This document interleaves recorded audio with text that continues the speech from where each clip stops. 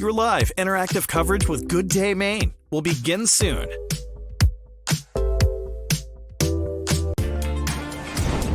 Good Day Maine's Friday Favorites starts right now.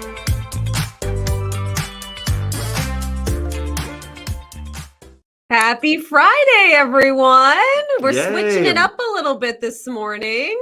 We've got Christian here in the digital studio, and we sent Jeff outside. Yep. Jeff. Figure out this technology, guys. I'm pushing all these buttons. You did a good job. You did it. No, we're You sound proud of good, you. too. Yes. So the reason that Jeff is out there is our drug take back day. Are there people out there, Jeff? Yeah, well, we've had people. We just had 3 or 4 cars come by right now, and it's been pretty busy. Let me just, first of all, show you what we got going on here. Pretty filled up, these 2 boxes right here with unused and unwanted prescription drugs. We have somebody stopping by right now. Say hi, hello. And we have Kevin Joyce, the sheriff from Cumberland County, just picked up some of the unwanted drugs and also unused and expired drugs. And that's what we're out here for, you guys. We're out here. It started at 6 o'clock this morning, and we're collecting your unwanted and unused prescription and over-the-counter medicine that you want to get rid of, because we don't want to throw them in the trash. We don't want to throw them into the toilet. And why is that, Sheriff Joyce? Because ultimately those chemicals in the pills get into the groundwater, and that's not good. Yeah. And let's talk about how successful this has been over the years. You were telling me how many pounds of drugs you guys collected, probably the record amount here on your drug take-back day here at CBS 13 and Fox 23. It was 2,200 pounds. We do this twice a year, and we've been doing it for about 12 years. So it's a lot of medications we've taken out of people's houses and off the street. Yeah. Talk about some of the things that you guys collect, because you've said that you do collect needles as well. So what are some of the other things? So Portland Public Health here collecting needles and also vape pens, but we don't want batteries. And then obviously we're doing over-the-counter drugs, prescription medications, and pet medications as well. Yeah. And I mean, first of all, for the folks that don't know, I mean, if you don't know what a big issue drugs are in society, I mean, all you got to do is watch CBS 13 and Fox 23, or talk to a police officer or a police chief or a sheriff. It's such a huge deal. You want to get them out of your house. So what? So nobody can break in and steal the drugs then, right? Yeah. I mean, some people that use substances, they're desperate, especially when they can't get it on the street or whatever. So they'll break into people's houses. A lot of people, my mom, for one, used to put medications on the windowsill. What a great advertisement. You've got medications in your house. We want them out of the house because the kids, I mean, kids come over. We've actually got a pack of pills that we pull aside that they look like candy. They look like chiclets. You shake them and they rattle. Kids are, they like that stuff. So we don't want those getting in their hands as well. So there's a number of different reasons that we do this. And environmentally, it's just the best way to get rid of them. All right, that sounds great. So anyway, we're going to be out here all the way until 6:30 tonight. All you got to do is drive up. We're located at 81 Northport Drive here at the Fox 23 and CBS 13 studio. Give them to some of the sheriff deputies that are going to be here, or some of the many workers from the Cumberland County Sheriff's Department and DEA, and they'll take care of it for you. And then what happens once you collect them? That's the big question a lot of people have asked. Tomorrow they'll be, or Sunday, they'll be taken to Eco Maine, and they'll be incinerated at a high temperature. And that's the best way to do it.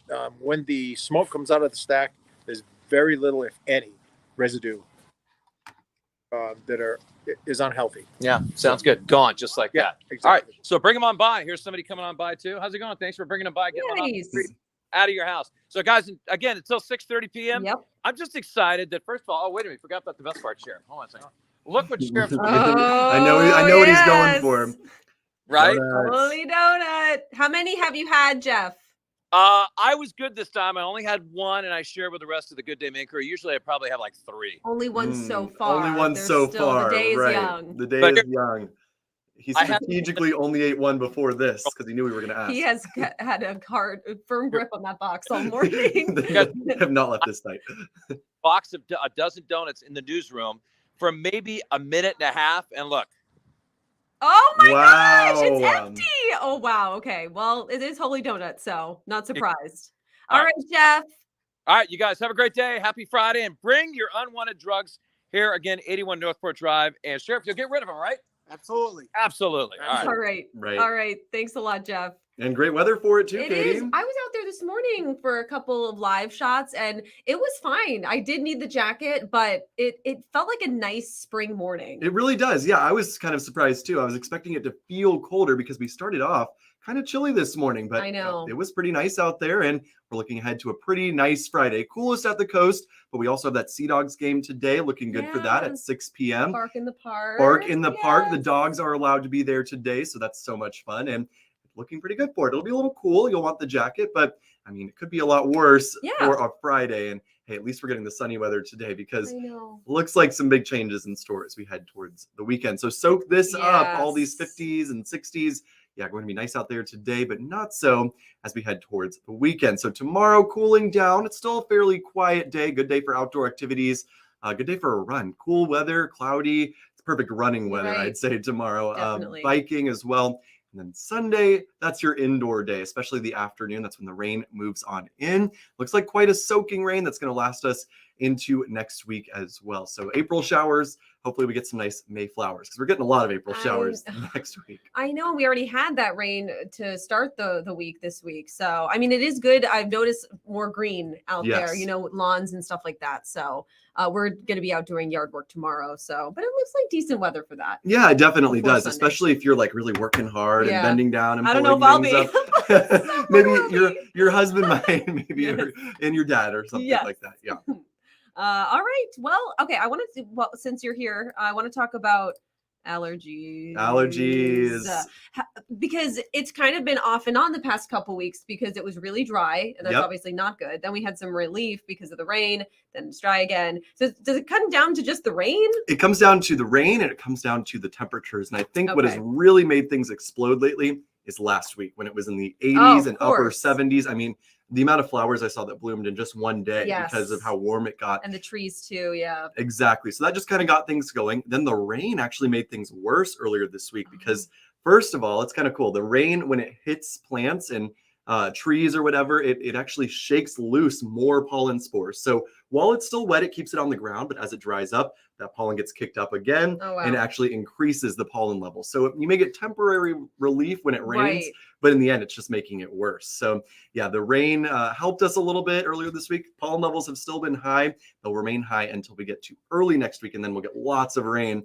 It'll kind of cut it down for a little bit, but then they're probably going to come back up again. It's been rough. I feel like it's all people have been talking about. Yes. So many people definitely really noticing their allergies coming back. And I mean, on Wednesday, we were talking about how New England actually has some of the worst allergies in the entire country. So yeah, it's definitely a tough place to live if you're an allergy sufferer, just because we've got such well-defined seasons here.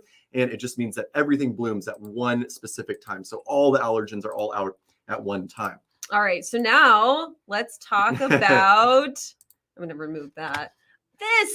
Okay, was this your first station TikTok? It sure was. And it's all about, of course, allergies and pollen. Let's give it a play.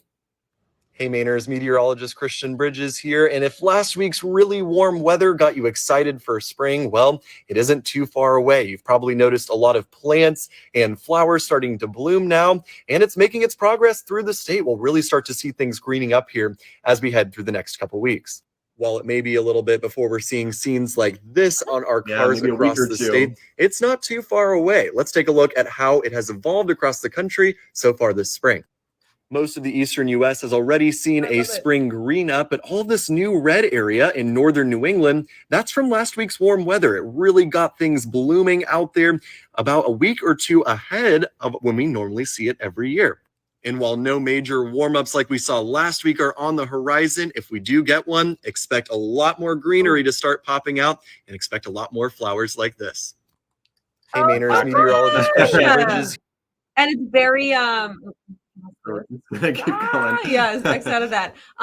Very informative, and we're trying to get more onto TikTok, and so it's a good way to kind of reach a different, viewer audience. Right, because my generation, I mean, we are all on TikTok, and 113 million active users on TikTok in America every day. That's a third of the whole country. Yes. Okay, so let's talk about this video. Did you see this? We aired this earlier in the week. Yes, crazy. Just absolutely. Snowboarder. I mean, it's amazing that he wasn't seriously hurt. I mean, those are 10-foot drops, each like stair step that he falls down. And he's fine. Right.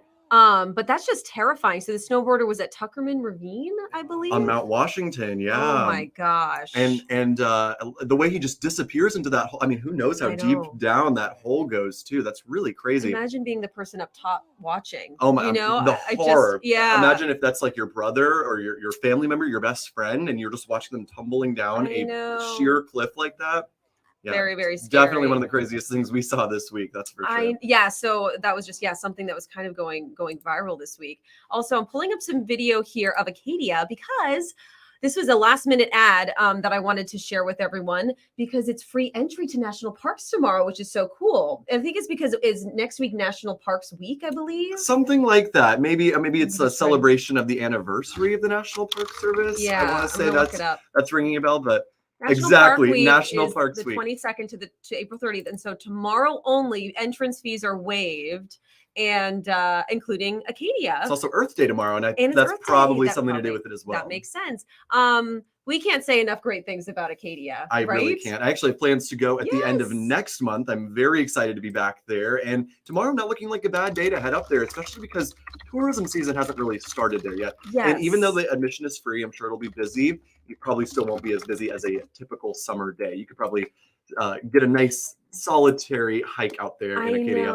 I know. And you think about, everyone says you got to go and watch the sunrise. Yes, I still haven't done which is wonderful. But in the peak tourist season, there's not a spot. Everyone goes, right? And you've got to book it way in advance. Yes, right. And now, there's if you do plan to go, they have new rules about parking and I don't know when you can go and time slots and things like that. So important to keep that in mind. But I do think it's awesome that they have this free day, and at least the rain should hold off, which is nice. Right. It'll just be a cloudy day tomorrow. So overall, not too bad to be out there. And even I think in Acadia, maybe even a little bit of sun tomorrow too. So it shouldn't really be a bad day.